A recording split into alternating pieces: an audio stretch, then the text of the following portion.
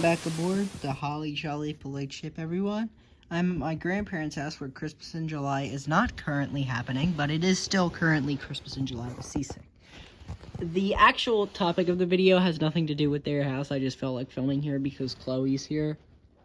You can't even tell this is her because of how far she's decided to submerge her face into the couch cushions. Like, what are you doing? What are you doing? But the actual topic of this video is my Christmas tree, aka the Christmas in July tree. Because like everything else in my house for some reason, it has pretty rich history. And so that's pretty much it for the intro. Let's get into the history of my Christmas tree. Starting with the tree itself. Now originally, I had a different tree. It was pretty small. It was about the height of the trees we have on either side of the living room entryway during Christmas. And during Christmas time, it used to go right over here where this currently is. When we started bringing up the Christmas in July stuff, that tree would go over here. Now, the old tree, as I said earlier, was pretty small and only needed to go up in 2 parts.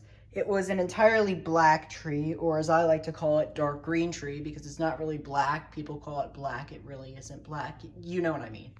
And it had white lights. However, at one point, every single light on the bottom half burnt out. I don't really remember what exactly happened to cause that, but something happened, that's for sure. And after the old tree burnt out, I would have nothing for the next year, or at least I thought. However, one of my mom's coworkers brought in this exact tree that you see here, because they needed something new to decorate the classrooms for Christmas because the tree they have currently is... Let's just say this tree is probably bigger than it. But when she saw this new tree, she thought it was too big. So she didn't really have anything to do with it. And so who ended up with it? I did. And after I got that new tree, I started putting it in this corner to save space. And during Christmas in July, it goes over here. The reason we use my tree for Christmas in July and not the big main tree that usually goes down here during Christmas is because the main tree is a process to put up. So is my tree, but not as much of a process. Not to mention the fact that the boxes for our tree are usually buried, whereas my tree, it's usually right out because I always decorate my room first. But that's the history of the tree. So now it's time to talk about another old feature of this tree, the garland. I'm pretty sure my old tree had silver garland, but at one point we did buy this gold garland for the old tree, and after the old tree burnt out, we started using it on this tree too.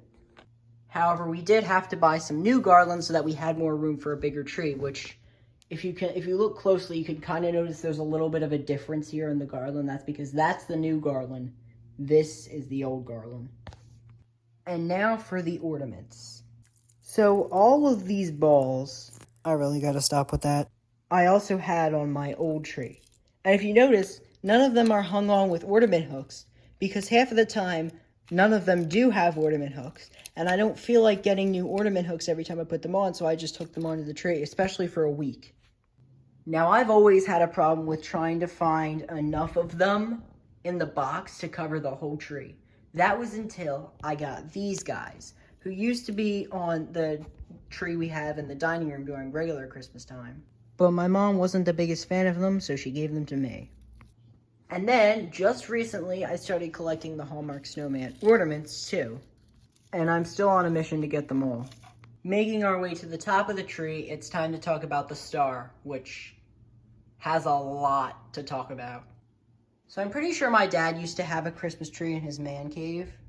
And when he did, he had this Dolphins star, this Miami Dolphins star, because he's a fan of Miami Dolphins, that he would put on top of it. And it lit up, and it was pretty cool, I'm not gonna lie. Then when we have the actual Christmas tree that goes in the living room, we used to put the star on that too. But eventually we just stopped using it for some reason, and he gave it to me, and I started to use it on my small tree that I originally had. Eventually, though, it stopped working, and so I stopped using it. Only a while after it stopped working, though, which now that I look back at it, the star was kind of hideous when it didn't work, because then there was like really no point to it. After that point, my parents had gotten the angel that is now on the living room tree when we put it up during Christmas, but I needed a new star, so we got one. It wasn't like this. It was just like a regular silver star, kind of like the one we have on the tree down the shore. In fact, it might have actually been gold. I can't really remember. But at one point, that broke. The top of it snapped off. It didn't light up or anything, but it just kind of snapped off. And so then I got this star that you see now. In fact, it was only recently, actually. I think last year. Changing our attention all the way to the bottom of the tree now. This train is a blank spot for me. It pretty much just kind of appeared. I'm not really sure where it came from or when I even got my hands on it. It's just kind of here. One thing about this train, though, is that it never worked and probably never will. Because when I try to wind it up, it just immediately goes off the track. Changing our attention over to the manger, which I believe is something my mom used to have in her classroom and then just gave to me. I can't fully remember, but I think that's what happened. And this thing, because I used to have a felt tree skirt, aside from all the tree clippings that would fall onto it, I would also get a ton of like fibers from this thing just falling onto the skirt. And since it was made out of felt, it would get stuck too. On the topic of the tree skirt, I don't know if you've noticed by now, but it doesn't exist anymore. And you're probably wondering what exactly happened to it because I never really said what did happen to it. Bell happened to it. Now these presents, I don't really remember what box I used to make them, but all I know is that I made them. And I put them under my tree. All the other presents under my tree right now are from art that usually go under our living room tree. I think the reason I made them is because I used to have this like tub in the corner of my room that during Christmas time, I never really used it anything, so during Christmas time I would just wrap it like a present since I never really used it for anything anyway, but after we got rid of that, I kind of just wrapped these fake presents and put them under the tree. And with that, I guess we're finished with the history of my Christmas tree. Be merry, not seasick. Bye.